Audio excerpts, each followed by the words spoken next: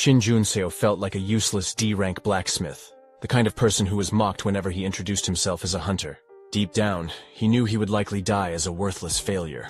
Yet he couldn't help but dream of becoming stronger than anyone. Even as a support class, he believed his life could change, if he just had the power to prove himself. Finally, after much struggle, he was ready to step into the world as a player.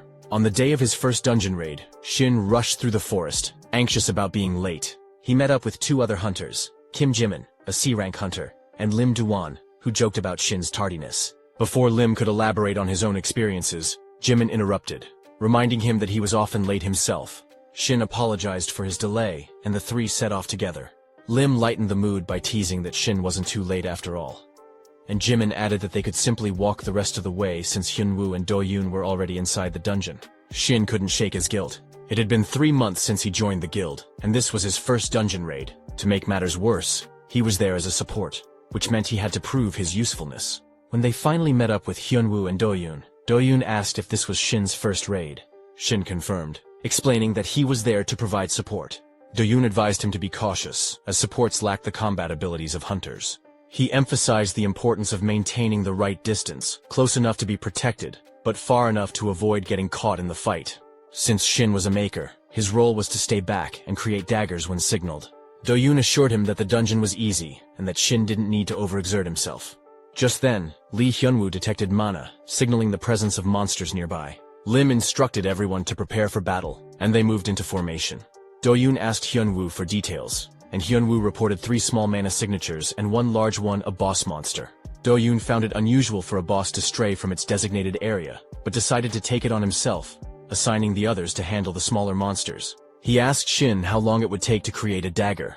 Shin estimated around 20 seconds, though the weapon would last less than a minute. Do-yoon nodded, satisfied, and instructed Shin to start crafting immediately. As 3 blue monsters and 1 purple boss charged toward them, Lim raised his shield and slammed it into the ground with immense force. Kim swiftly took out one of the monsters with a punch, but she soon noticed that the creatures were healing faster than expected. She warned the group to be cautious. Meanwhile, Lee launched a fireball, eliminating several monsters in 1 strike. Lim suggested that Shin join the fight, and Shin marveled at the guild's seamless teamwork. Do-yoon called out to Shin, asking about the dagger. Shin confirmed it was ready, and threw it to Do-yoon, who infused it with dark aura, and used it to decapitate the boss in a single decisive strike. After the battle, Lim checked if anyone was injured, and Kim assured him she was fine. Shin, however, felt inadequate compared to the others. He couldn't help but think he was merely a maker of temporary daggers, contributing little to the team. Do-yoon approached him, asking if he was okay. Shin admitted he didn't feel like much help, but Do-yoon reassured him, explaining that his skill required consuming weapons, which were expensive. Shin's ability to create daggers on demand was invaluable. Do-yoon praised Shin for his work and expressed excitement about future collaborations. Shin felt a surge of motivation, thanking Do-yoon and vowing to improve. As Lim suggested they collect the loot, the ground began to shake. Kim wondered if it was an earthquake, but Shin noticed a wall crumbling, revealing a hidden pathway. Lee confirmed the discovery, and Kim grew excited at the possibility of hidden treasure. Despite Lee's caution, Do-yoon and Lim agreed to investigate, urging Shin to join them. The scene shifted abruptly. Shin found himself running for his life, pursued by a monstrous creature. He couldn't comprehend how things had gone so wrong. Everyone else was dead, and this monster, something that shouldn't exist in a D-rank dungeon, was closing in. It struck him, sending him crashing to the ground and spitting blood. Desperate, Shin created a dagger and threw it, but it had no effect. The monster attacked again, slamming him into the icy ground which cracked and revealed water beneath. As he fell, Shin's thoughts spiraled. He wondered if this was how it would end, a D-rank support, unable to even use basic buffs like healing.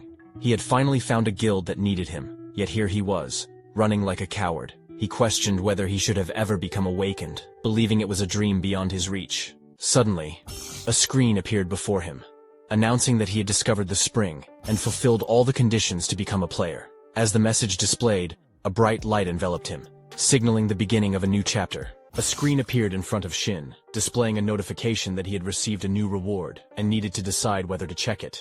He found himself pondering over this player concept and the nature of the reward.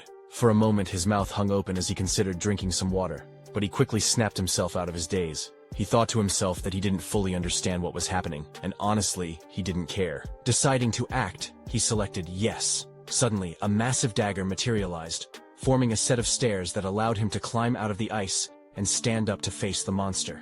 The system's voice echoed in his mind, informing him that he would inherit the experience of his previous life, and that the reward distribution had been completed. Utilizing his newfound power, Shin summoned several swords and launched them at the monster. The swords struck their target, and the creature was swiftly defeated. Shin was left bewildered, wondering what had just transpired.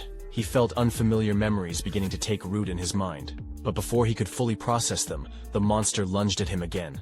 Reacting quickly, Shin conjured a giant shield just in time to block the attack.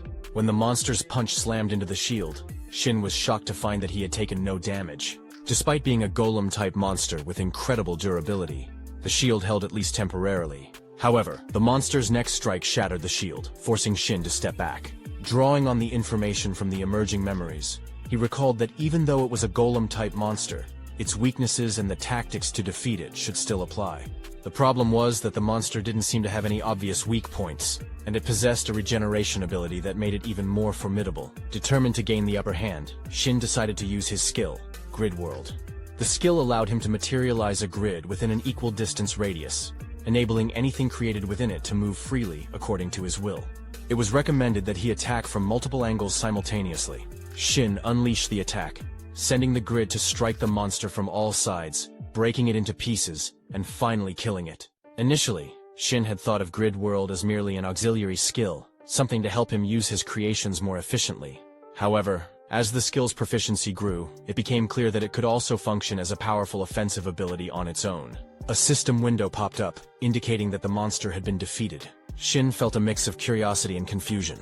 Why couldn't he see the information about the dungeon monster? Suddenly, a purple aura gathered around him, and a magic ball appeared in his hand. The system notified him that he had activated the passive skill Magic Absorption, but Shin still had no idea what that meant. His thoughts wandered as he tried to make sense of the memories from his previous life. He could clearly recall a future where the world had fallen, filled with horrors too terrible to describe. Somehow, he had absorbed the experiences and knowledge from that future, but he realized it might not be the same future as the world he was currently in. Many things didn't add up, and the status screen in front of him was something he had never encountered in his previous life. It finally dawned on him that he had truly become a player. According to his memories, the term player referred to those few individuals who were chosen and had undergone an awakening. In his previous life, players didn't exist. In fact, 2 years from now, only a small number of awakeners would be selected to become players. A blue screen, visible only to those chosen, would appear, and a mysterious force called the System would shock all awakeners worldwide. It sounded almost like a joke, but it was enough to leave everyone in disbelief. The System wasn't the only thing granted to players. They also received unique rewards, strength, and skills that far surpassed what they had as awakeners. These rewards seemed to come out of nowhere, and once players began using them, their growth exploded compared to other awakeners. Thanks to the efforts of the guild leader, who was one of the first to become a player, the Dome Guild the guild Shin was part of had grown into a top-tier organization. While Shin hadn't played a direct role in that growth, it had been the catalyst for his development in his previous life. Standing confidently in a developing guild, he had once thought it was convenient when he first heard about it, but now he truly understood the advantage it had provided. He thought he could check the skills he would learn, and their proficiency in the system window, which was incredibly convenient. If his skill proficiency had carried over from his previous life, the skill he had used on the golem's corpse was something he hadn't possessed back then. He hadn't heard of any other players with a skill like that, so he wondered if it was unique to him. The skill gathered energy from contaminated mana, and he had a vague idea of how to use it, but he decided to think about it later. For now, he turned his attention to the other dead bodies, deciding that taking care of them was the priority. The scene shifted to the Hunter Association headquarters, where a woman asked a man if they had simply sent Shin home. The man was confused and asked what she meant. She explained that it was strange. A small guild had attacked an unconfirmed dungeon, resulting in an accident where 4 out of 5 members had died. The only survivor was a D-rank supporter. She said she would have understood if he had run away while the other hunters were fighting, but that wasn't the case. Shin had even taken care of the bodies and reported everything to the association. Since the gate had already disappeared, they couldn't confirm anything further. She then asked the man what he thought, mentioning that something felt off. The man questioned whether she really believed a D-rank supporter could kill a hunter. He patted her head with a file and told her to wake up, reminding her that this wasn't a civilian case. Even if something strange had happened, they couldn't figure out what had transpired in the dungeon. The woman mentioned that it was troubling, and the man agreed, noting that such incidents seemed to be happening more frequently these days. He explained that hunters who found a great dungeon and didn't report it were a problem. If they reported it to the association and it went to auction, all they would receive was some prize money. Instead, many chose to risk their lives by entering secretly, as it was almost impossible for a small guild to win a bid on a gate. He told her to call him if they needed additional investigation, and she agreed. As the man left, he glanced at the file, noting that the boy's name was highlighted. He couldn't shake the feeling that something was different about this case. The boy's behavior during the investigation hadn't been calm, which was understandable given his lack of dungeon experience, and the fact that he had just witnessed a tragic accident. However, despite some missing details, Shin had explained everything clearly. Perhaps it was just his personality, but something still felt wrong, though the man couldn't pinpoint what it was. It was frustrating, but he decided it wasn't something to worry about for now. He would have to investigate further himself. Meanwhile, Shin was walking while using his phone, unable to shake the feeling that something was off about the unconfirmed gate. The dungeon didn't exist in the memories of his previous life, and when a guild member had checked the gate bid form, it had the association's stamp on it. Yet, it was still listed as an unconfirmed gate by the association. Someone must have impersonated the association and tricked the Doan Guild, or perhaps the association itself was involved. What bothered him even more was that this wasn't an isolated incident. As the investigator had mentioned, there were already multiple cases involving unconfirmed gates and missing people. Shin noticed a common theme among the guilds mentioned in the news. They all had players in them, like guild leader Doyun, and even prodigies who would be called heroes in the future. It seemed as though someone wanted to erase the existence of those heroes. Realizing the gravity of the situation, Shin decided he needed to hide his abilities for now. He would remain the only survivor of a missing person case that would likely remain unsolved. If he acted suspiciously, he would be caught immediately. He had about 2 years until the first player selection to prepare. During that time, he needed to use every skill at his disposal and develop even more. He had to find a way to grow without drawing too much attention. As he checked his usable skills, he found something interesting and clicked on it. A year had passed, and a group of individuals found themselves deep in a forest, battling ferocious monsters. As one of the boys struck a monster, his sword shattered, and the creature retaliated, sending him sprawling backward. He barely managed to land safely, but the monster lunged at him again. He attempted to dodge, while those around him watched in terror. It was then that they realized the monster they were facing was a Null Lord. The boy spoke up, recalling that such creatures only appeared in E-rank dungeons, and should, in theory, freeze to death. He also remembered hearing that even among D-ranked monsters, a Null Lord was notoriously difficult to defeat. The monster charged past him, targeting another member of the group. The second boy raised his shield to block the attack, but it was clear he was struggling. He warned the others that if they continued to rely solely on defense, they wouldn't survive much longer. The first boy paused to think. He remembered the grim reputation of Null Lords among low-level hunters. These creatures were not only physically strong but also resistant to magic, which was unusual for monsters of their rank. Typically, low-level adventuring parties relied heavily on magic to defeat monsters, but the Null Lord defied this logic. Hunters who were usually confident in their magical abilities now found themselves terrified, and the price for their overconfidence was often the complete annihilation of the party. The boy realized they only had one member who specialized in pure physical damage, but he was terrible at hand-to-hand combat. His weapon had been destroyed, and he had no spare weapons left. He couldn't understand why the second boy was urging him to attack the monster when he was clearly unarmed. The boy, whose name was Yan, regretted his earlier decision to minimize the number of people in the party and include a magician. He realized now that this choice had led to their current predicament. As he scanned the area, he noticed another boy mining in the distance. This boy was also a helper, but he seemed completely unfazed by the chaos around him. Yan wondered why this helper was acting so carelessly when the rest of the group was on the brink of death. He watched as the helper's weapon disappeared and began to suspect that the boy might have some aptitude as a maker. Though he didn't expect much in terms of quality, he decided it was worth asking for help. Yan called out to the helper, whose name was Shin, and asked if he was a maker capable of crafting a sword. Shin agreed, and Yan requested a sturdy, strong sword. Shin apologized, explaining that he had joined the group as a helper, not a support member. Yan snapped back, saying it wasn't the time for excuses. Didn't Shin realize they were all about to die? Even Shin would perish if they didn't manage to defeat the boss. Shin began crafting the sword, but mentioned one condition. Once they cleared the dungeon, Yan had to forget everything about Shin's abilities. Additionally, when Yan received his share of the rewards, he would have to pay Shin the equivalent of an average support member's fee. Yan scoffed, doubting the quality of Shin's work. After all, if Shin couldn't even secure a job as a maker and was stuck working as a helper, how could they expect to clear the dungeon with his weapon?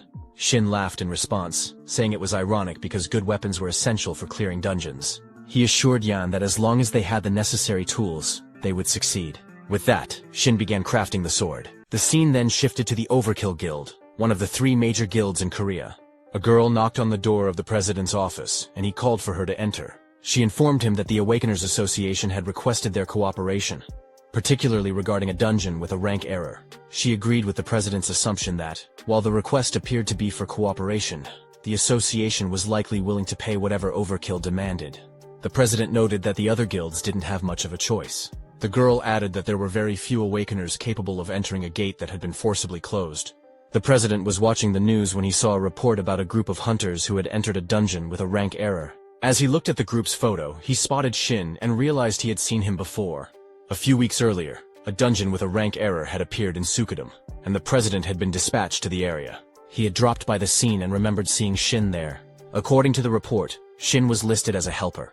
Rank error dungeons were still rare, and survivors of such dungeons could be counted on one hand. Shin had participated in 2 parties where everyone had survived not once but twice. The president couldn't dismiss this as a mere coincidence. The girl mentioned that rank error dungeons seemed to be appearing more frequently. Just a few days earlier, an E-rank dungeon had transformed into a B-rank one, resulting in the instant annihilation of the entire party. The president remarked that the Awakeners Association must be under immense pressure. The girl added that many people were criticizing the association, as it was their responsibility to estimate, analyze, and announce the rank of a dungeon. The president thought to himself that the association must be struggling.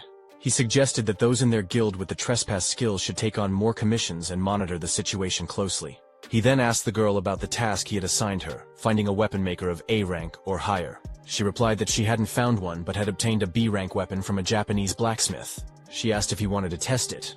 The president declined, explaining that any weapon below A rank would be destroyed as soon as he used his skills. He stood up and instructed her to continue searching, as he was reaching his limit of wasting weapons. Just then, someone entered the room and informed the president, Tahin, that something had happened. Tahin asked for details, and the man explained that he had checked the location of the dispatch request sent by the association. It turned out to be a D-ranked dungeon where some of their new recruits had entered as part of a free attack team. Tahin asked about the measured ranks after the entries, and the man revealed that the dungeon had been reanalyzed as a C rank or upper C rank. Tahin, looking serious, stated that he couldn't afford to lose his new recruits. It was an urgent situation, so he decided to go there himself. The scene shifted to the dungeon gate, where the media was reporting on the situation. The crowd saw President Tahin, accompanied by the girl and the man who had informed him of the crisis. Reporters began asking Tahin to comment on the ongoing issue of rank error dungeons. One reporter mentioned that the association had sent a cooperation request to Overkill for the dungeon entry, and asked if that was the reason Tahin had come in person, because his guild members were part of the attack team. A woman thanked Tahin for coming and revealed that the attack team consisted of 6 hunters, 2 supporters, and 1 helper. All of them had higher than required qualifications. But those numbers didn't matter now, as the dungeon had been reanalyzed as a C rank. Tahin asked how long it had been since the attack team entered, and the woman replied that it had been almost 2 hours. Tahin stated that he didn't know how many were still alive but would do what he could. Tahin, along with Min Husu, the girl who had accompanied him, stood in front of the dungeon gate. She handed him a sword, and he used his skill, Trespass, to slash through the air, creating a flare of energy that caused a strange black area to appear ahead. The skill allowed him to forcefully push through barriers, including dungeon gates, but it only affected the user, not the surrounding area. The sword broke as a result. After handing it back to Min, Tahin told her to be careful, and she wished him the same. He then entered the dungeon. Inside, Tahin noted the humidity, temperature, and foul smell, deducing that the dungeon was inhabited by some kind of reptile. The absence of pollutants on the floor suggested that the monster had a level of intelligence. Based on the dungeon's rank, he concluded that the monster was a lizard man. As he moved forward, he crossed numerous dead bodies of monsters, using the lizard man corpses to estimate the size of the group and their fighting capabilities. He also noted the level of distress the party had been in, as identified in the preliminary report. He feared the worst-case scenario that they were all dead by now. Suddenly, he heard a rumbling sound. Moving closer, he arrived at the location of the party and saw something he hadn't expected. A monster was attacking a hunter with a sword, while the other hunters continued to battle. Tahin observed from the side, noting that the lizard men were clearly overwhelming the group. Their speed and movement indicated that they were far stronger than the hunters. He saw one of the lizard men strike a hunter's sword, sending it flying. The monster was about to attack the unarmed man when Shin appeared, using his magic to create a sword out of thin air and block the blow. Tahin, still some distance away, wondered if it was magic. How else could a weapon materialize so suddenly? He watched as Shin used his abilities to craft the sword, and their eyes met in a brief but intense moment of recognition. Shin quickly counted the people around him. When he reached Tahin, the 10th person, he remarked that he was certain only 9 had arrived. Tahin, confused, wondered what Shin was talking about. Just then, another lizard man knocked a hunter back and prepared to attack. Tahin rushed in with his sword to intervene. Shin was astonished that Tahin had come to rescue them personally, especially since he was carrying a weapon he didn't even use. Shin speculated whether it might be a sphere weapon. Tahin blocked the lizardman's attack with his sword and ordered the others to fall back. With a swift motion, he unleashed a series of slashes, creating flares with his sword that cut down the lizardmen instantly. Tahin thought to himself that he hadn't even used his full strength yet. The weapon was clearly B rank, but it felt surprisingly weak to him. As Tahin defeated the lizardman, another one appeared and lunged at him. Tahin dodged the attack, causing the lizardman to crash to the ground. Shin approached Tahin and asked if this kind of wear and tear always happened when he used his skills, commenting that it seemed like the weapon suffered serious damage. Tahin wondered if Shin was trying to pick a fight with him.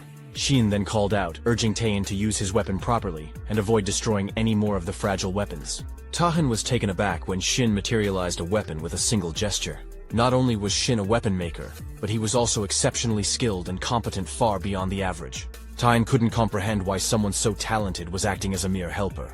He had heard that low-grade supporters often took on helper roles due to financial constraints. Shin took Tahin's weapon and mentioned that there would be a condition. Once Tahin cleared and left the dungeon, he had to forget everything about Shin's skills and Shin himself. Tahin raised an eyebrow, asking if Shin thought he could simply forget because Shin wanted him to. Shin replied that if Tahin didn't agree, he could go ahead and smash all his high-class weapons. Tahin considered the offer. He knew the weapon might break the moment Shin used a skill on it, but having more weapons couldn't hurt.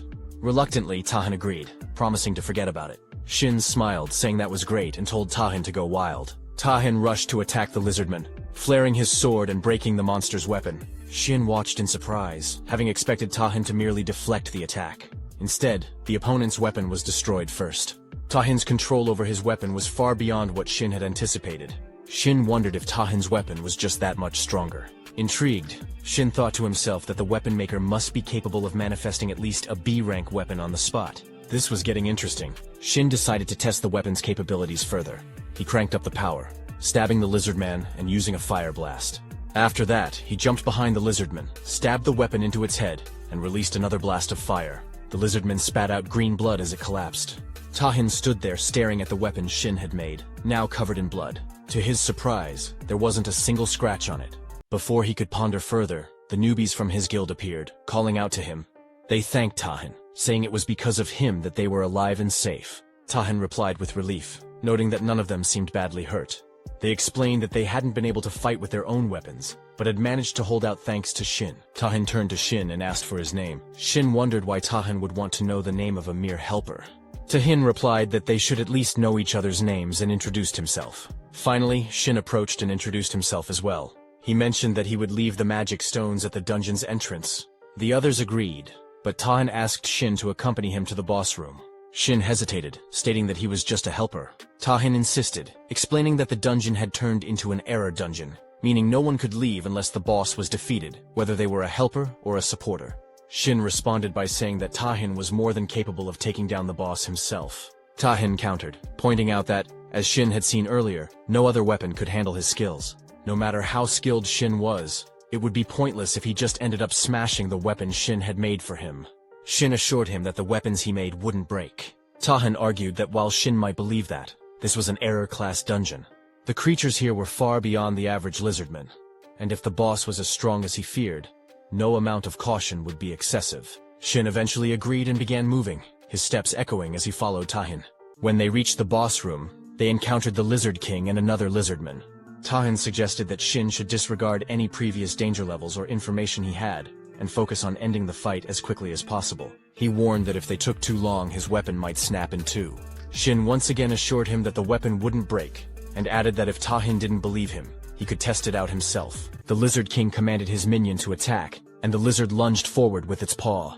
However, Shin and Tahin skillfully dodged the strike. Tahin then charged with his sword, but the lizard used its power to overwhelm him with intense pressure. Disoriented and unable to comprehend what was happening, Tahin leapt into the air. The lizard followed, attempting to strike Tahin's weapon. After the clash, Tahin was sent flying into the sky. The Lizard King swiftly climbed onto the lizard's head, and the creature unleashed a powerful flame attack toward Tahin. Just in time, Shin created a protective shield barrier around Tahin. The lizard retaliated, knocking Shin back.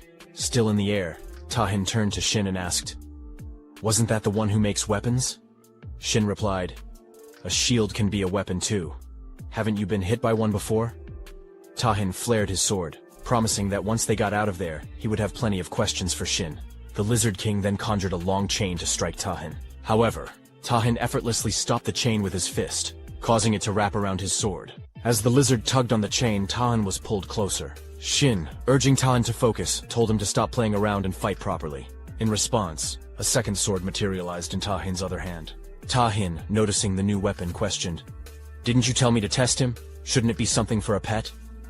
The weapon captured by the chain vanished, and Tahin used his second sword to strike the lizard with several swift slashes as he closed in. The Lizard King watched intently, but Tahin threw his sword at him, followed by a powerful kick that sent the Lizard King reeling backward. Furious, Tahin leaped into the air, his sword flaring with energy as he prepared to attack again. The Lizard King, now focused on Shin, attempted to strike him, but a transparent barrier appeared, protecting Shin. Growing angrier, Shin wondered aloud if the Lizard King really thought he could threaten him with webs. Tahin, equally enraged, stood ready for the next move. After a while, the entrance to the dungeon, which had been glowing red, shifted to a calm blue. Outside, people began to wonder if the dungeon had been cleared. As the group emerged, reporters rushed over to Tahin, bombarding him with questions about the dungeon's interior, the boss monster, and whether everyone had been saved. Min approached Tahin, asking if he was injured. Tahin reassured him, saying that he was completely fine.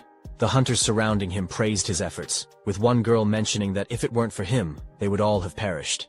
Meanwhile, Shin handed the team leader a bag of magic stones, explaining that he had already received his payment in advance, and was leaving. The team leader expressed his gratitude for Shin's hard work, without acknowledging Tahin. Shin silently left the area. The reporters then turned to Tahin, eager to know how he had managed to clear the dungeon so quickly. They suggested that the dungeon must have been easy for him. Tahin shook his head in disagreement, and just as he was about to mention Shin's role, he realized that Shin had already gone. A girl spoke up, commenting that while everyone else had been blocking and working together, Tahin had handled the majority of the threats on his own. She asked Tahin how everything had gone. A boy chimed in, expressing that all of their weapons had been destroyed, and that he had no idea how dangerous the situation had been. He added that if it weren't for Tahin, they would have all been wiped out long ago. Tahin, slightly confused, asked the boy what he was talking about. The boy explained that when it came to the weapons, it was thanks to the person who had been crafting them for the group, which allowed them to last as long as they did. He apologized to Tahin and inquired about the support who had come as a helper and weapon maker. The boy seemed unsure about the weapon maker, acknowledging that the helper was indeed a support role, but wondering if that person had any special abilities. The girl replied that she wasn't sure about that. Tahin, still puzzled, asked the others if they hadn't all seen how the helper made the weapons. The others were confused, wondering if he was referring to the pickaxe. Tahin didn't believe that person even carried a pickaxe, but he had brought it and used it, though they must have lost it along the way. Tahin then realized that the person had mined all the mana stones. As Tahin wondered what was happening, he remembered that they had all received weapons from the same person, yet it felt as if they had forgotten that fact. He recalled Shin giving him a sword and telling him to forget everything related to his abilities. Tahin then thought about the rental pay, and how the person had used a skill exclusive to an A-rank or higher maker. Just then, a man called out to him, and Min noticed something was off. Tahin handed a container to the man, then turned and left to search for Shin, wondering where he had gone and if he had already left. Meanwhile, Shin had been hiding while Tahin searched for him. Min and the man approached, asking Tahin what was wrong. Tahin called out to Min, telling her that he needed her to find someone for him.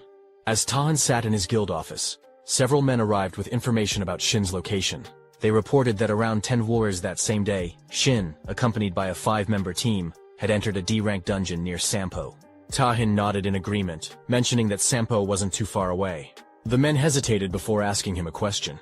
One of them inquired why Tahin was so interested in a D-rank maker like Shin. Tahin pondered for a moment, wondering if that was how it appeared to her. He reflected on how, on the surface, It was easy to dismiss Shin based on his status and background, which clearly indicated he was a D rank. However, Tahin knew better.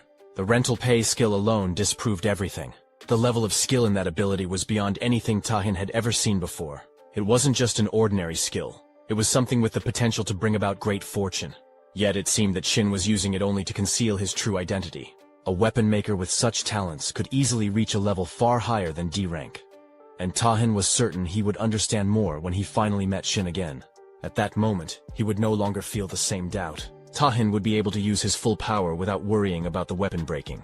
Over the years, Tahin had encountered countless blacksmiths who were considered great artisans. But none of their creations had ever met his expectations. He had tested the weapons of renowned blacksmiths, but every single one had eventually broken, unable to withstand his power. To make matters worse, the weapon-making abilities of most creators were limited to traditional forms of weapons. However, Shin's abilities were clearly something different. The weapons created by Shin far exceeded the limitations of ordinary abilities and weapon forms. It was as if those limitations simply didn't exist with Shin's abilities. Even the most difficult feats were possible things that Tahin hadn't been able to accomplish before, simply because he lacked the right weapon. Tahin considered the usual clearing time for a D-rank dungeon by a 5-member party. It typically took around 4 hours, and they had only 1 hour left. He then turned to Min and asked about his schedule for the day. She informed him that at 7 p.m., he had a meeting with the guildmaster, Kimu. Tahin decided to leave, instructing Min to cancel the meeting, as he needed to leave ahead of time. He wanted to avoid any chance of missing Shin.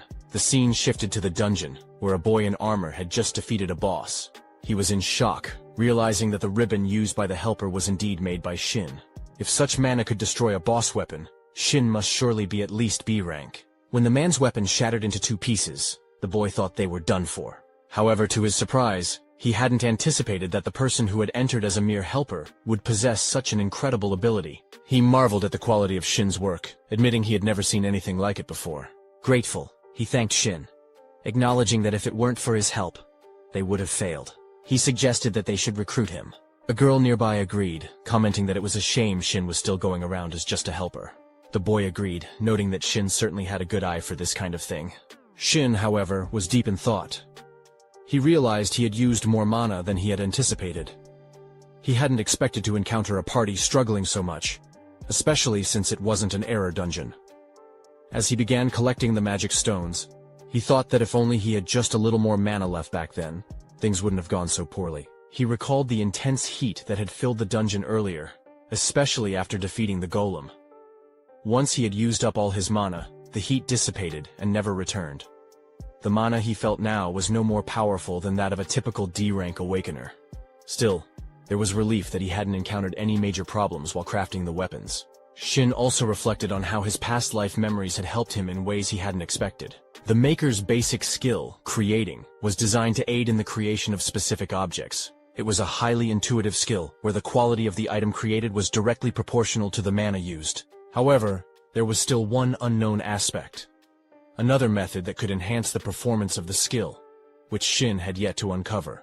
What he did know was that the deeper his understanding of the object he was crafting, the higher the quality of the creation.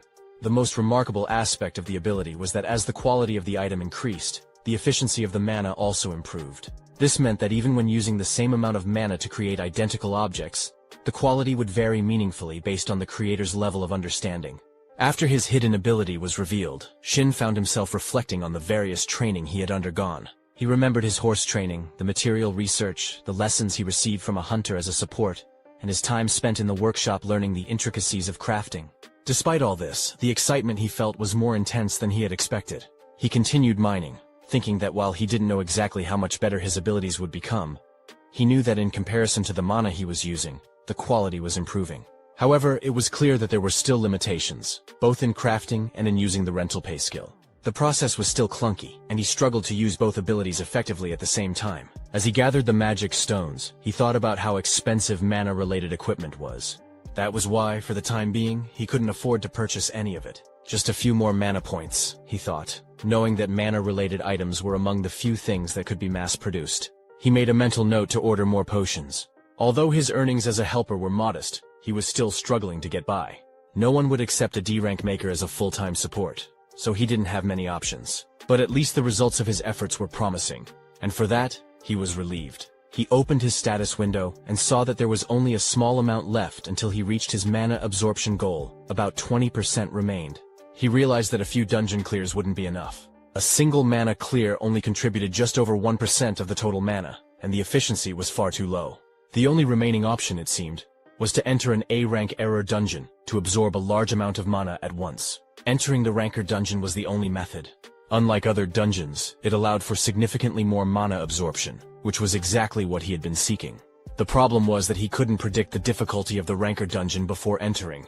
It would have been tough without Tahin's presence, as the previous experience had proven. He concluded that there would likely be at least a C-rank boss, and so he needed to prepare accordingly. The only way to grow as a D-ranked awakener, for now, was to focus on the rewards gained from mana absorption. The team leader acknowledged their efforts and appreciated their work. As they were leaving, he mentioned they would meet again in the future. Shin felt satisfied that he had created lasting memories with them. Just then, Tahin caught up to him and asked if Shin remembered him. Shin realized his efforts hadn't had much impact, and, in response, asked Tahin if he would believe him if he said he didn't. Tahin responded by handing him a card. Shin inquired what kind of work Tahin wanted from him. Tahin explained that he had something important to discuss, which was why he was asking for a little of Shin's time. When Shin saw the Overkill Guild name on the card, he recognized it as one of the top 3 guilds in Korea. He knew he wasn't in a position to get involved with such a prestigious guild yet, so he needed to find a way to politely decline. Shin claimed he didn't have any time, mentioning a prior dinner appointment. However, as he tried to leave, Tahin placed a hand on his shoulder and insisted that Shin wouldn't regret the conversation. Tahin assured him it would be quick, and even offered to treat him to dinner. Shin retorted, noting that as the guildmaster, Tahin must have plenty of time. Unlike a low-ranked supporter like him, Tahin admitted this was true. Shin wasn't thrilled about it, but he realized he needed to gauge how much the rental fee had affected Tahin. Reluctantly, he agreed to talk for a while. The 3 of them went to a traditional house for dinner, and Shin asked what business the guildmaster of the Overkill Guild could possibly have with a D-ranked supporter like him. He suspected it was simply because Tahin had too much free time and wanted to make small talk. However, Tahin explained that, as Shin had noticed, his class was Berserker. While this granted him overwhelming attack power, it also came with a limitation. Few weapons were capable of withstanding the immense force of an Emperor Berserker. Finding a weapon supplier that could match his needs was crucial, and Tahin had been searching tirelessly. He had visited countless places, both within and outside the country. From the best blacksmiths to the most renowned weapon makers in the field, he had left no stone unturned. If there was even the slightest chance a weapon could meet his requirements, he would commission it without hesitation, regardless of time or cost. Yet, every weapon he had used until then had been unable to withstand his full power, except for one,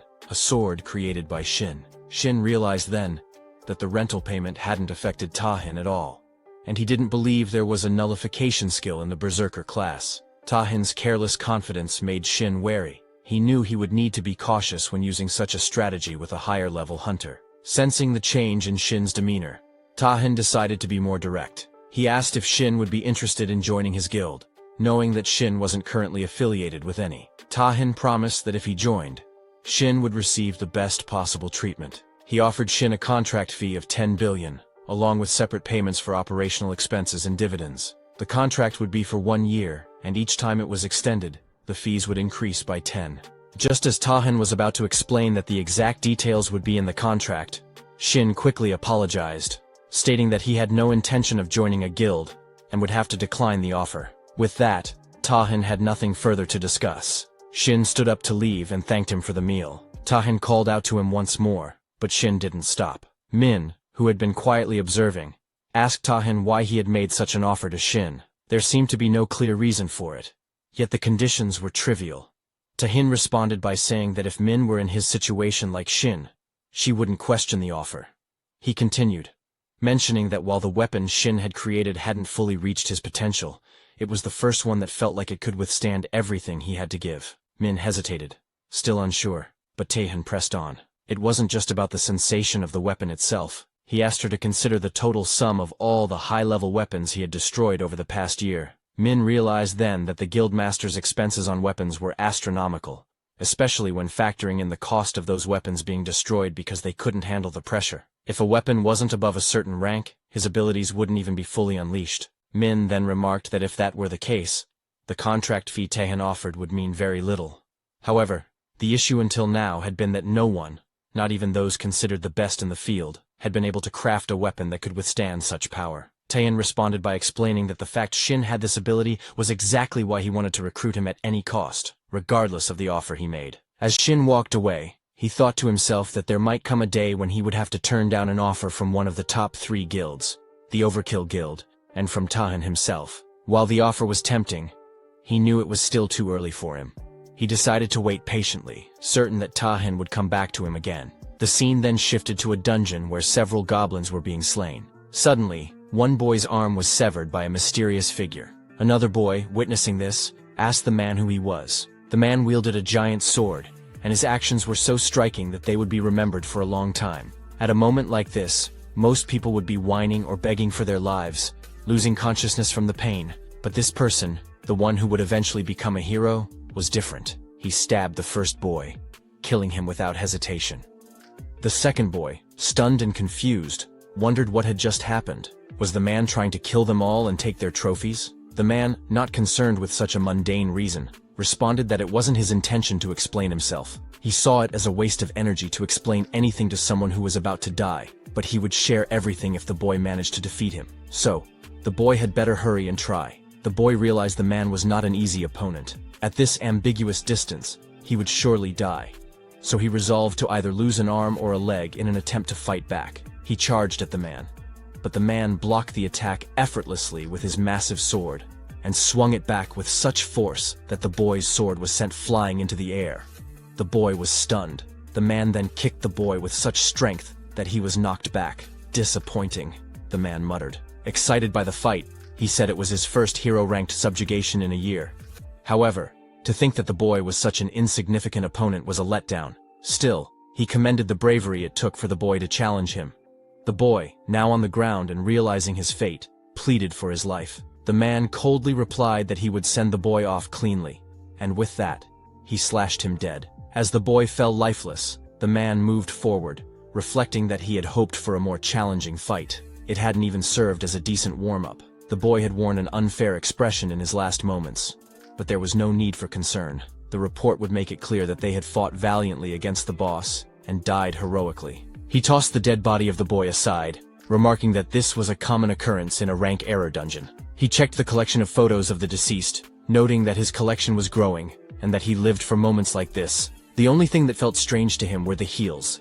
The energy they gave off unsettled him. He told her to hide them for now, or at least make it less obvious. When the priestess arrived, she emerged, apologizing for the delay. She explained that she had come in haste because there were precious ingredients nearby. He raised an eyebrow, wondering what could possibly be so valuable, but he dismissed it, thinking that all those people were idiots. That's why he had warned her not to listen to the priestess and to wait a little longer. She wondered aloud about his words and asked if he was implying that he wanted to go against the wishes of the executive. He scoffed and referred to the executive as a sensitive bastard, explaining that he was simply suggesting they clean up the situation first.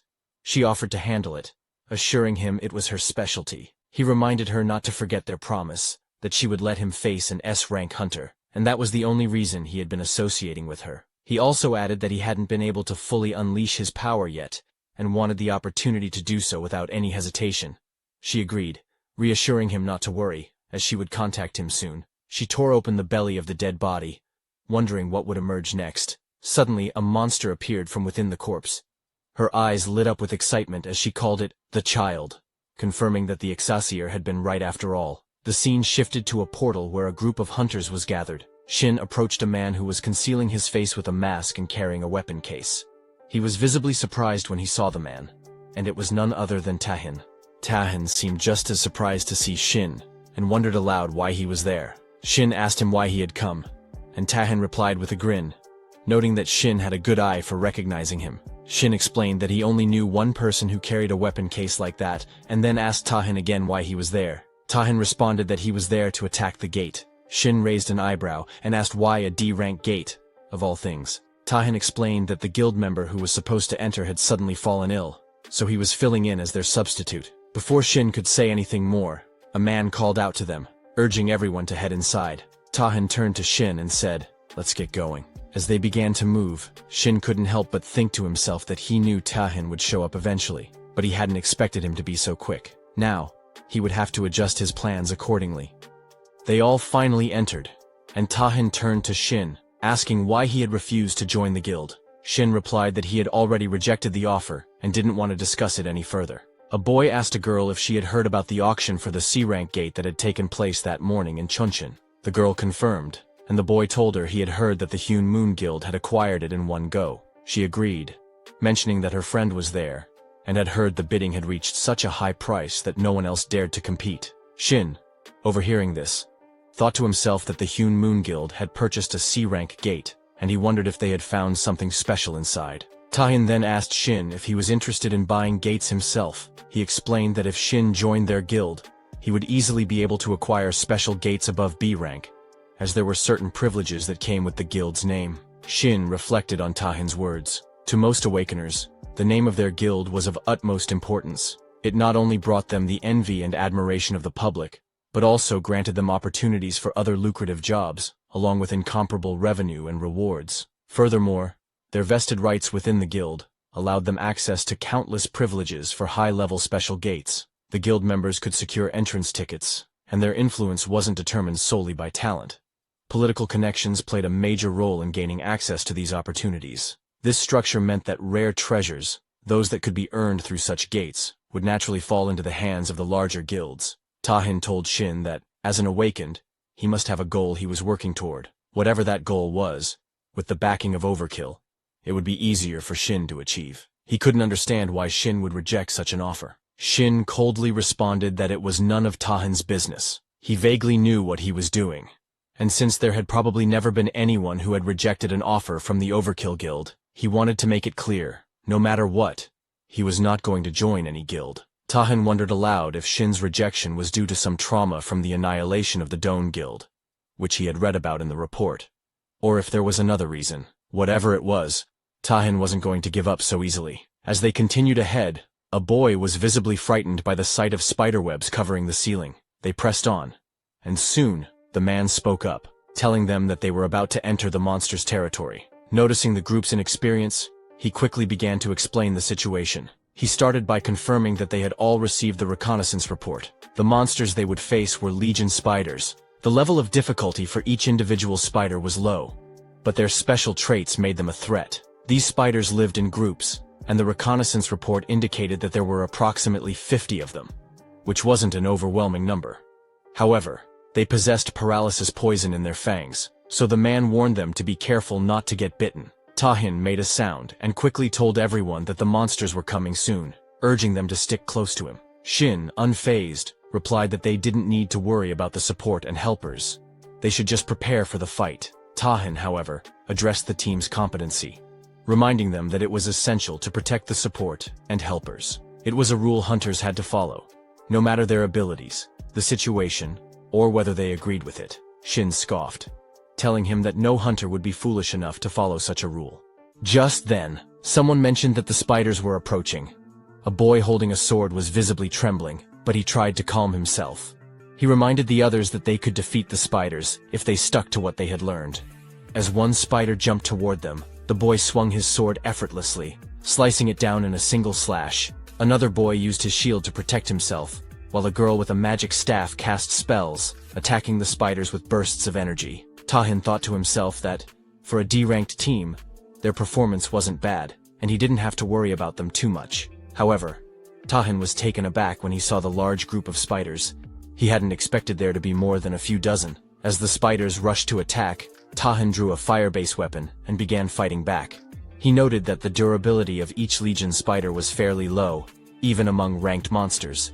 He realized that even without using the blade itself, all they needed to do was release a bit of sword ki to defeat them. At this rate, he would be able to finish the raid without even losing a weapon. Suddenly, Shin heard a few hunters calling for help.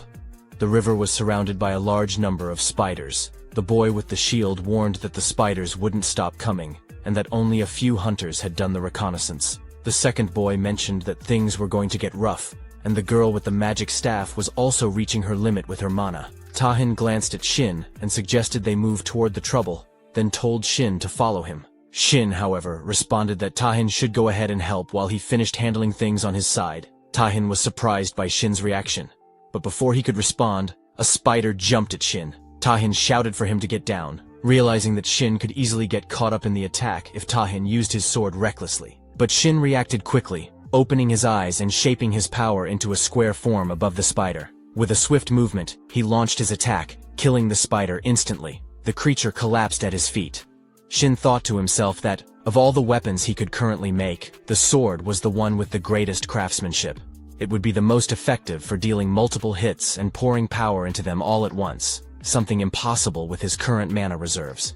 But if he could harness his power this way, there was nothing better. Shin focused his energy, directing it like a sword, and with a swift motion, launched it at all the spiders in his vicinity, cutting them down in a single strike. Tahin watched, surprised, as Shin stood atop the head of one of the fallen spiders, his movements calm and precise. The sword had been stabbed into the spider's body, and Tahin was surprised by the wide area attack. He thought the battle must have lasted at least 10 seconds, yet Shin had managed to deal with all the dozens of Legion spiders in that short time. Tahin wondered if Shin had used materialization in the fight but quickly dismissed the thought. After all, Shin was a talented support who would hold his own. On the other hand, Shin was wondering what Tahin was doing, and decided to go help the others. He saw that the three of them were surrounded by spiders, and the creatures were getting closer. Tahin realized the situation wasn't looking great, and they would talk properly once everything was resolved. Shin pointed to his bag, signaling Tahin to take care of the situation, as people might not believe that a helper could do such things. Tahin quickly rushed in with his sword, and started attacking the spiders. After he defeated them, a man thanked Tahin for his help, saying they wouldn't have made it without him. The man was a little surprised though, as he hadn't expected Tahin to be the guild master of the Overkill Guild. Tahin apologized for not revealing his identity earlier, but mentioned he had just been quietly investigating the dungeon. The girl was shocked by his apology. She couldn't believe they had survived because of him. Watching him take down the spiders with such skill was so cool, and she even asked if she could take a picture with him once he was free. Someone came by and interrupted, and the girl quickly saw this as her chance to approach the boy holding a lantern. Then, Shin showed up, apologizing for being late. They started collecting the byproducts as they went. After exploring the area, they found that there were no other masters around, and they figured out how to go even deeper. The boy in armor suggested that they shouldn't continue the raid any longer. It was unfortunate, but he thought they should call it off. The first boy, not understanding, asked why they had to stop when there wasn't much left. The boy in armor explained that the number of Legion spiders and the geography of the dungeon were completely different from what the reconnaissance report had shown. He went on to say that the dungeon existed past gates that separated it from their world. These dungeons were home to bizarre creatures and landscapes that could be found on Earth. The whole concept of dungeons and the awakened wasn't fully understood yet. For the newly awakened, the most important thing was information about the dungeon. Unfortunately, not many awakened individuals could adjust to environments they would never encounter before. This meant that failing the raid, especially in a worst-case scenario, could lead to death. That's why the role of scouts had become so vital. They awakened with the ability to detect or hide their traces, started gathering, and took on dungeon reconnaissance commissions. As a result, the dungeon clear rate began to rise significantly, and these individuals came to be known as scouts. The boy in armor explained that the accuracy of these recon reports was usually above 98%, so it was unlikely that this situation was just a mistake. However, they couldn't rule out the possibility that it was a rank error in the dungeon. The second boy hesitated for a moment, suggesting that since they had Tahin, wouldn't it be okay to continue the raid? The armored boy responded that he understood the boy's desire to press on, but they had already received Tahin's help once, and if they weren't careful, they could all end up in danger. The boy, determined to clear the dungeon and with his own reasons for wanting to continue, asked if there was any other way. The girl seemed to feel the same way. The armored boy questioned if their reason was really more important than their lives. Once they entered the boss room, there would be no turning back, and he didn't want that to be the case for any of them. He suggested they exit first and report to the association. Tahin, however, said he was fine to continue. Even though he was there to investigate, he was still part of the team. If the raid's progress could help him come to a conclusion, then there was no reason not to keep going. And if he wanted to investigate further, the boss room was the place to be. The armored boy bowed toward Tahin shamelessly, thanking him for agreeing to continue. Then, he started to talk about being the leader, but Tahin just told him not to worry about him and to continue leading as they had from the start. The boy agreed, saying, "Let's get going," and asked everyone to follow him. The five of them moved forward and soon found themselves in front of a gate. The leader, sensing they were at the boss room, said he would do a final briefing. He explained that the dungeon's boss was the Legion Queen leader with a danger level of D+.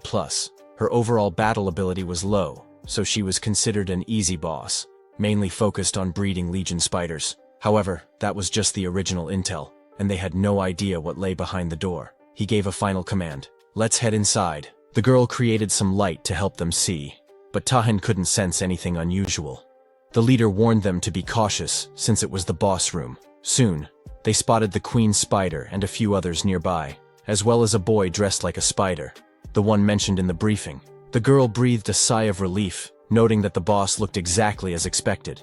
She planned to attack first with lightning magic, and her strike caused the queen spider to fall to the ground. The leader wondered if the boss was already dead, but he had never heard of such a thing before. Something had changed, so he quickly ordered everyone to retreat. Suddenly, they heard a disturbing sound, and a very deadly spider with a human-like upper body appeared. It was Awakens. Tahin immediately prepared to strike, realizing that a B-rank monster had appeared. He knew that his sloppy swordsmanship wouldn't leave a scratch on it, so he had to make sure his first blow did the most damage possible. He was about to deliver a fatal strike when, to his surprise, his weapon broke into pieces mid-swing. As he was flying through the air, Tahin realized his sword was destroyed, and he couldn't deliver the finishing blow. Just as the Awakens was about to attack, Shin quickly created a temporary weapon for Tahin, telling him to buy some time until he could forge a proper weapon. Shin was using up his mana, but it wasn't working at all. He started to wonder if he had drained it completely. It was amazing that he had lasted this long with his current mana levels. Thanks to the potions, he was able to keep going, but he could only drink 1 bottle a day, anymore, and they could become addictive. After drinking the potion, he noticed the effects were still good, but it was too late for him to make a proper weapon. He began crafting it, thinking about how the Awakens was a high-level B-ranked monster, while the error boss that should have appeared was the C-rank monarch spider. They were incredibly lucky that Tahin had joined them. Without him, it would have been nearly impossible to face the Awakens with their current group. When the danger level hit B, everything changed, and the fight became much harder. The Awakens was battling Tahin, who was surrounded by flares. Shin thought to himself that his fighting power was equal to 5-rank hunters. Given the Awakens' abilities, they couldn't rely on Tahin alone. He turned to the others and told them to get ready. They should be able to move now, since the Awakens' killing intent had shifted targets. The leader of the party wondered who Shin was. The second boy questioned why someone so talented was participating as a helper. The girl wondered if Shin had come along with Tahin. Shin ignored their questions and told them they had something to deal with first. He then quickly made 3 weapons based on their abilities. He told them to pick up the weapons in front of them and either raid the dungeon by defeating the spiders or run away and wait outside until the situation cleared up. Shin trusted that they would make the right decision. As more spiders rushed toward them, the boy slashed through them with the sword, amazed by how powerful it felt. He had never wielded such a weapon before. With each slash, it felt like cutting through paper. He even wondered if killing monsters was always this easy. The girl, using high-level magic, attacked all of them at once. The leader watched in surprise, realizing that the only thing that had changed was the weapon, yet the power of their skills had increased several times over. He wondered if the weapon Shin made was really that good, and who exactly Shin was. Tain's sword was now covered in green blood from the high-level monsters, and he found it a bit tough to buy time as the Awakens came charging to attack. Tahin thought to himself that he needed to finish this as quickly as possible. He rushed in with his sword, slashing down the Awakens, and to his surprise, the sword held up fine. He realized it was much stronger than before, just like Shin had explained. Suddenly, a wave of spider heads appeared. The girl wondered where they had come from and where they were going. The leader quickly figured out the spiders were heading straight for Tahin. Tahin told everyone to back up. He suspected that the Awakens had hidden these spiders, and things were getting more complicated. He also realized that the Awakens' abilities were activating. As the spiders reached the Awakens, Tahin understood what was happening. The Awakens was sacrificing the spiders to transfer their life energy to herself, effectively reviving her. He realized that the Awakens would keep coming back unless they killed all of the spiders. Tahin rushed in to attack again, thinking that he needed to increase his firepower and finish the battle in one blow. As the flares burned on his sword, it started to break apart, which made Tahin worry. Shin, watching, commented that Tahin was more amazing than he had thought. Even though Shin had made the sword with his barely remaining mana, He never expected Tahin to actually destroy it. Shin quickly made another sword, telling Tahin to use it. This one wasn't the single-edged sword Tahin was used to. It was the most durable weapon Shin could create. As soon as Tahin grasped it, he could feel its strength. With this new weapon, he was confident he could defeat them all in one strike. He coated the sword with his flares and prepared to strike. He mentioned that he would be a bit unfamiliar with two-handed sword combat, but it seemed like the right choice for the situation. He lifted the sword and delivered an explosive slash at the Arakan, landing a devastating blow. Shin realized that the explosion was likely an innate skill of a berserker. It was probably the first time Tahin had used the skill properly. Normally, the skill caused the user to lose their rationality in exchange for overwhelming power. Tahin cleaved the Arakan clean in two, and thought to himself that it would have been difficult to handle the aftermath if the weapon had shattered.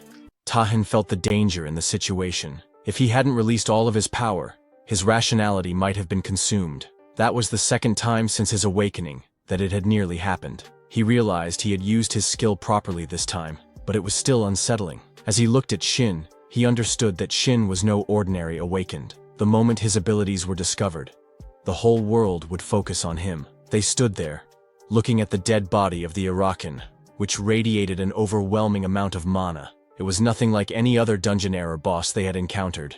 Shin called out to Tahin, asking if he felt anything from the corpse. Tahin shook his head, replying that the boss wasn't dead yet, but since they had gotten rid of all the remnants, it wouldn't be able to come back to life. Shin agreed, thinking that even high-grade hunters couldn't sense the mana the way they had. Suddenly, Tahin's passive skill, mana absorption, activated. As he read the description on his screen, he discovered that he had also obtained a new skill, demonic weapon production. Tahin was curious about this new skill. He read more about it, but he couldn't even imagine what kind of demonic weapons it might produce. He didn't remember anything specific about the demonic realm, though it was something they all knew of in some way. It was a bit disappointing that there were no mana-related rewards, but he shrugged it off. It was fine. Tahin realized that, thanks to the Arakan, he had already reached half of the mana he needed, and it didn't seem like the rewards would stop there. He called Shin over, waving his hand, and told him he had something to say. Shin, curious, asked what it was. Tahin bowed deeply, and began by apologizing. Regardless of his refusal, Tahin admitted that it had been impolite of him to ask Shin to join their guild, both as a person and as a guild master. He offered his sincere apologies. Shin was taken aback by this sudden change. The leader of the party was equally shocked to see Tahin bowing to Shin, a D-ranked helper. But then again, considering Shin's earlier abilities, it was clear he wasn't just any normal person. The leader thought that Shin might actually be a hidden talent of the Overkill Guild. The boy and girl arrived, with the boy mentioning that they had searched everywhere and there were no remnants left. The girl added that she thought the Arakan must have taken all the monsters in the dungeon earlier. The boy looked impressed and remarked that the weapon was amazing.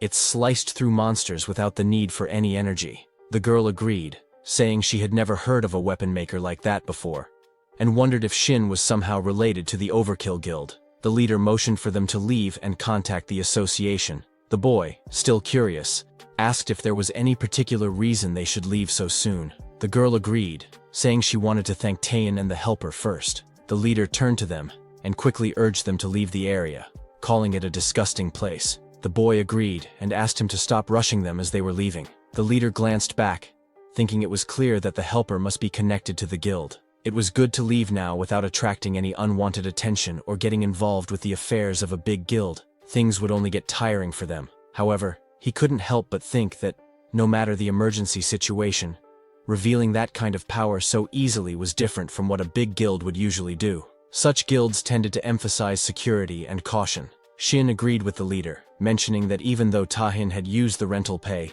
it was strange to see him bowing his head to just anyone. Tahin then spoke up, telling them that the guild wouldn't bother Shin anymore. He wouldn't follow him around, but that didn't mean they were giving up. It was his first real opportunity, and he wanted to make a contract. He promised that Shin would like the terms. The next morning, Shin arrived at the Overkill Guild and met Min. She greeted him warmly, saying it was nice to see him again. She introduced herself as the attending secretary of the guild, and said she was in charge of the contract proceedings for the day. She handed him a document to sign. Shin thanked her, mentioning that Tahin had said he would contact him right away, but he hadn't expected it to be the next morning. Min explained that Tahin had told her to proceed with everything as quickly as possible. She had wondered what this was all about, and felt like things were getting more serious than he had anticipated. Min mentioned that the room they were in was a special reception area inside the guild, one with particularly strict security. She reassured him that if he was worried about any leaks, there was no need to be concerned. She handed him a paper, explaining that it was the contract with the conditions Tahan had discussed with him inside the dungeon. She added that while it would take some time, the contents of the contract could be changed if necessary, so he should feel comfortable sharing his thoughts. As Shin looked at the document, he realized it was exactly as Tahan had described in the dungeon, and it felt much more real seeing it organized like this. He set the paper down and told Min that there was no issue, so they could proceed. He reflected on his conversation with Tahan in the dungeon, where Tahan mentioned that he would be an unofficial supporter. Although it was just a guess, Shin now vaguely understood why Tahan had been so reluctant to join a guild. For a number of reasons, he needed to hide his true identity. If that assumption was correct, this offer could be of help. They could secretly supply him with materials he needed, top-tier ingredients, and access to the gates without the usual attention. While the contract would need to be formalized, everything would be handled discreetly. Shin couldn't help but wonder why Tahan was being so generous. Tahan responded, saying it wasn't for free. He laid out his condition. Shin would need to help him with the commissions he personally assigned. However, Tahan clarified that he wouldn't force him. If Shin didn't like the commission, he could refuse. Shin then asked, "What if I only take the support and don't help with anything?" Tahan smiled and told Shin that it was fine. The purpose of the contract, after all, is to establish a connection between you and the guild, while preventing you from joining any other guilds. Accepting the commission would simply be a token of your sincerity. As they spoke, they heard footsteps approaching, and Tahan remarked that it was just the right time. Two men entered the room. One of them introduced himself as part of the investigation team from the Hunter Association. The second man asked Tahan if he was okay. The first man stated that they needed to get going and that he would hear Tahan's response outside before they left. Tahan turned to Shin and said that he hoped for a positive response. "If you feel burdened by any of this, you don't have to accept." Tahan added that Shin's abilities were far more valuable than anything in the contract. Shin paused for a moment, reflecting on his original plan. His goal had been to leave a strong impression on Tahan and maintain a relationship with the guild without formally joining it. In the end, though, he decided to sign the contract, asking when he would receive the support. Min smiled and pulled out a small box, explaining that Shin could start receiving the support right away. She also told him that if there was anything else he needed, he should just let her know. "This is a gift from Tahan to commemorate the signing of the contract." Min added that she had heard Tahan found something useful in the awakens room. Shin opened the box slightly before closing it again. He thanked her, placing it carefully in his bag. He then handed her a list of the support materials he needed and asked where he could receive them. Min mentioned that if it was that much, the materials would be available in about a week. However, she added, "I might be crossing a line, but I don't think those materials will be of much help to you." Shin agreed, mentioning that he wasn't planning to use them anyway. He stood up, saying he had someone else to meet and needed to leave. He made his way to another building and waited there. As he checked his phone, he noticed it was around the time she was supposed to arrive. Finally, he saw her walking toward him, Hamjia, an A-rank hunter. The scene reminded Shin of the past, back in the forest, where Jia had attacked and killed a monster with ease. It was a time after the player selection, when she was hailed as the hunter prodigy, the god archer. She approached the reception desk, excusing herself, and asked for the entrance to the training gate. She showed her card, and the lady behind the desk immediately recognized her as an A-rank hunter. The lady then asked if the C-rank training gate would be acceptable. Jia politely declined and requested the D-rank gate instead. Both the lady and a man at the desk were confused by this. The lady thought to herself that it hadn't been long since Jia was officially recognized as an A-rank awakened. Even so, Jia had very little experience and had only entered a few gates up until that point. The man, too, had seen lower-ranked awakened give up on the hunter life altogether, but he had never seen an A-rank ask for such a request. For some reason, Jia seemed like she might be demoted. An awaken's rank was initially determined by the amount of mana they could absorb. When the blue energy poured out of the cracks, mana flowed into everyone's bodies, but the amount each person could absorb varied. The more mana a body could hold, the stronger the abilities they could manifest. The association began analyzing the mana levels of each individual, and those who absorbed more than a fixed amount were officially recognized as awakened. From there, they divided people into ranks based on how much mana they could hold. Once assigned, a rank was generally fixed. Even if someone was of a lower rank, they could improve their performance through dungeon raids. If recognized by the association, they could be promoted.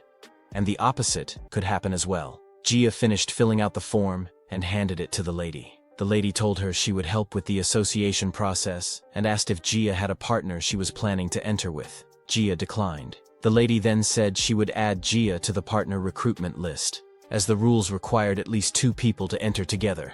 Since there hadn't been any requests for the D-rank training gate so far, Gia might have to wait a bit. Gia wondered if she could go in alone. The lady replied it was possible if Gia had a license permit for soloing gates, but it didn't seem like she had registered for that. Gia would need to take a test for it, and the lady asked if she wanted to sign up. Gia declined, saying she would wait instead. The lady then mentioned that Gia's first hunter qualification renewal was coming up in a month. She had probably received the message. But to renew her qualification as an A-rank hunter, she needed either several experiences with C-rank or higher gates, or to pass the A-rank practical test. It seemed Gia would need to take the test, and she would likely get a message about it soon. The lady wished her the best of luck in passing. Gia thanked her. Gia thought to herself that even requesting a training gate was complicated. She should have just made the request online. I must have been crazy to come in person and deal with so many people. She had come with the mindset that she couldn't get demoted, but now she told herself to get a grip. It's just a D-rank gate. What happened last time wouldn't happen again. If she took her time and started over, she would be fine.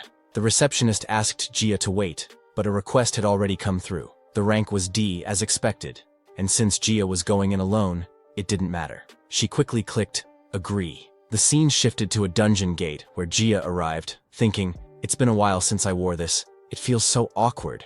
As she was about to enter, a man named Shin approached her, introduced himself as the supporter, and said he hoped they would get along. Gia bowed to greet him. He apologized for being late and suggested they head inside.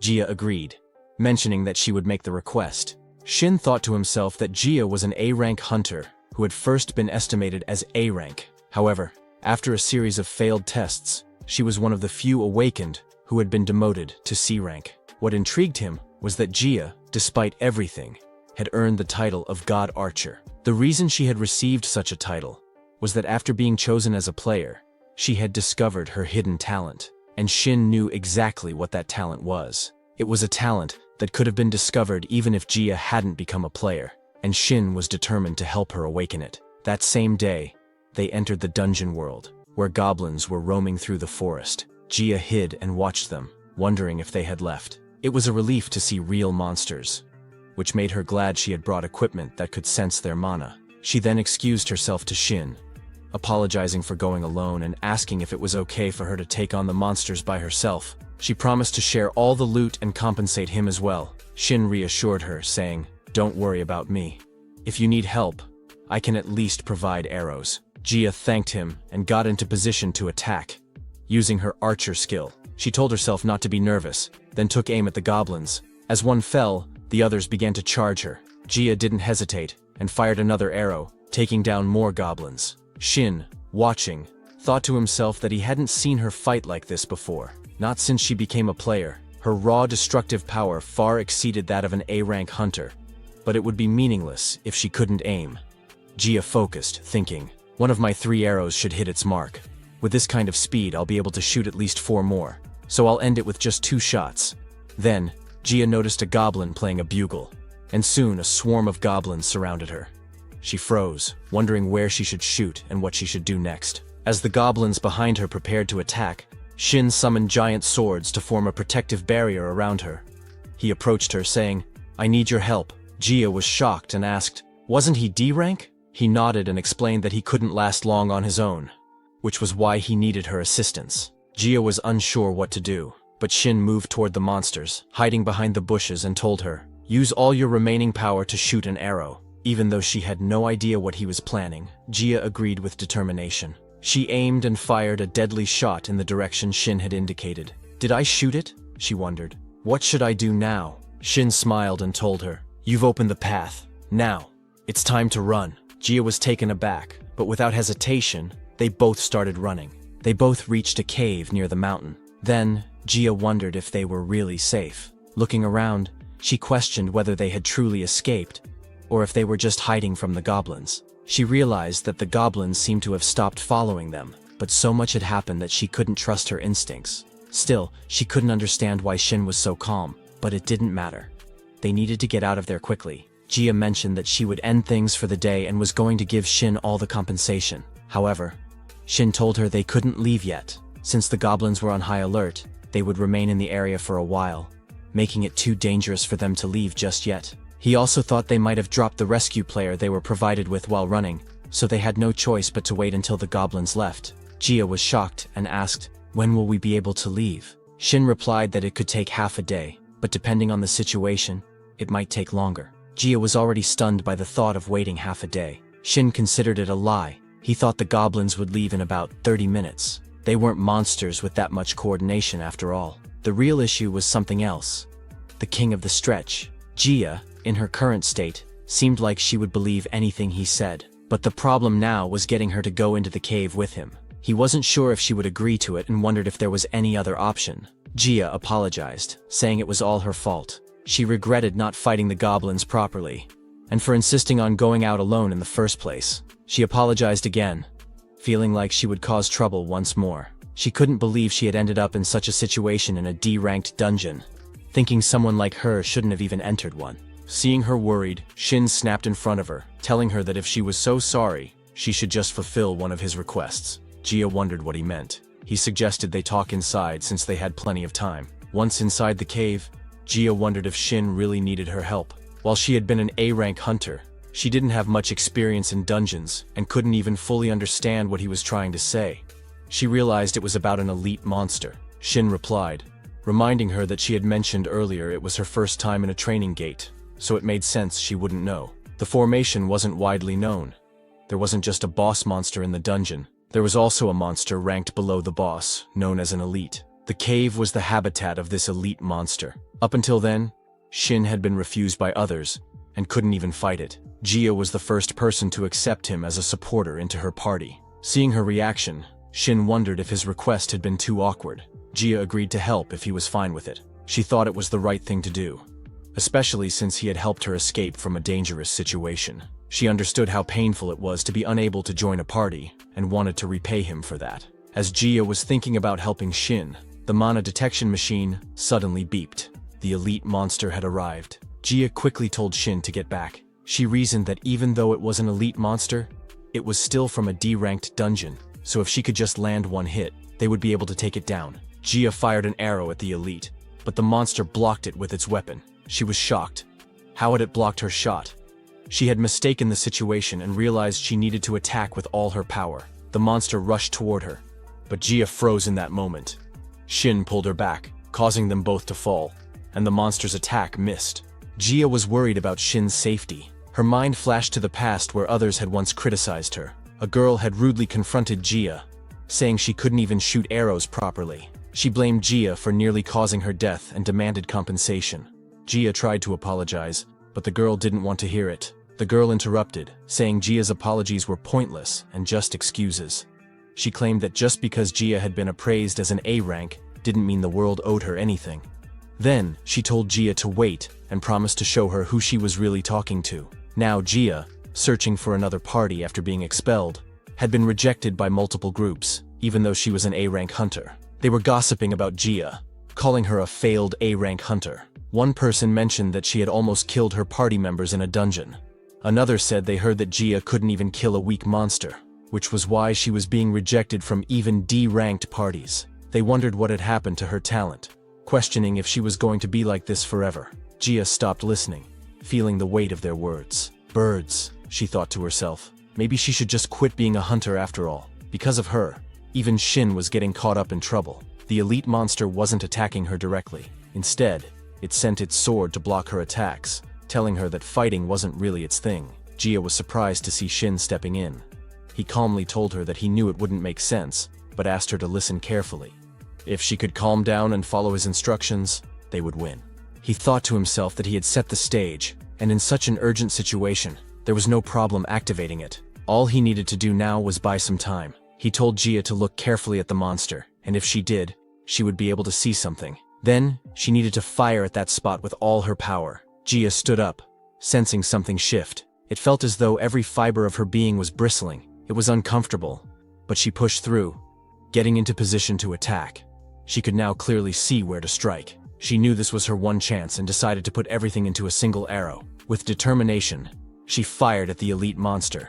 Shin watched as the arrow hit, and the monster was blasted away. He realized it had worked. The conditions had been met. It seemed like it activated for no reason, but he knew it was all worth it.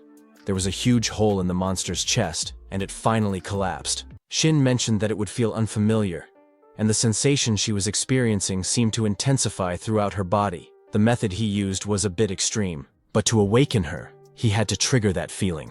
Gia couldn't help but wonder who he really was, and why it felt like he had predicted everything that happened. She started questioning what awakening truly meant.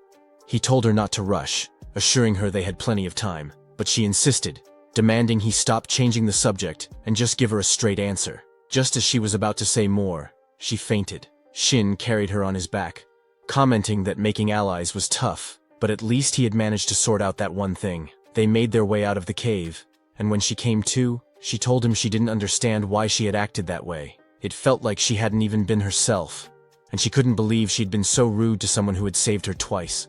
She apologized for doubting him and for fainting. He reassured her that it was fine. No one was hurt.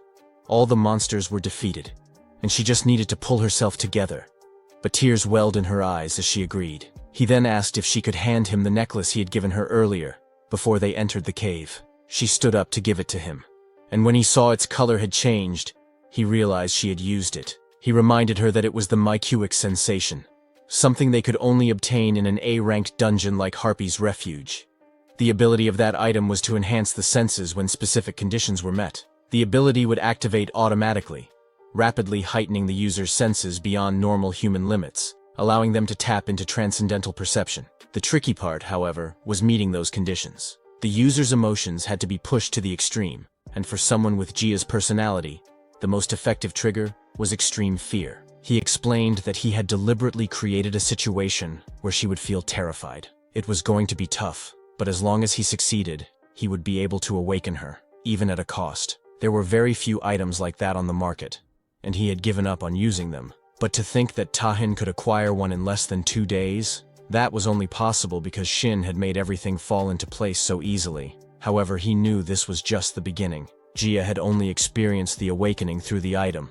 She needed more practice to reach the level she would have been at in her prime. He told her that her first task was to create a situation where she could focus solely on the monsters. To do that, she needed to change her arrow first. Since she was already strong, it should be fine for her to switch from a short bow to a long bow, allowing her to shoot from farther away. That way, she would naturally interact less with the monsters, and situations where she'd get scared, like that day, would happen less often.